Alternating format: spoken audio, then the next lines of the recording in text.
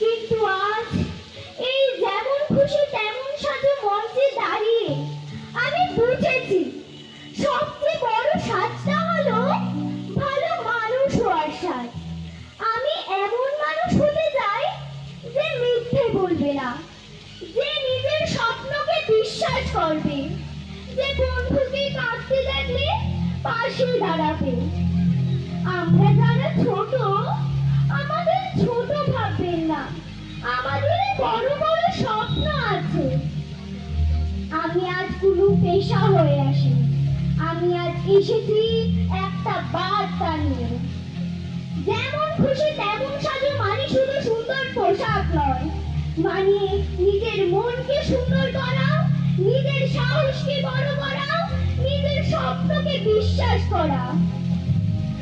আমি আজ সাজিনি ডাক্তার, না শিক্ষিকা, না সৈনিক।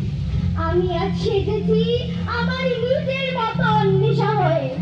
কারণ যে নিজের মতো হতে পারে সে একদিন পৃথিবীকেও বদলে দিতে পারে। আমি অন্বেষা পাল।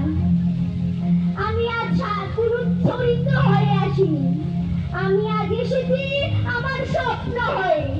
আর যে নিজের স্বপ্নে খুব বিশ্বাস করে সে একদিন বড় মানুষ হতে পারে, আর তাকে কোনো পৃথিবীর মানুষ থামাতে পারে না। ধন্যবাদ উদয়পুর, ধন্যবাদ এই সুন্দর মঞ্চ, ধন্যবাদ সবাইকে আমাকে আমার মতো হতে দেওয়ার জন্য। নমস্কার।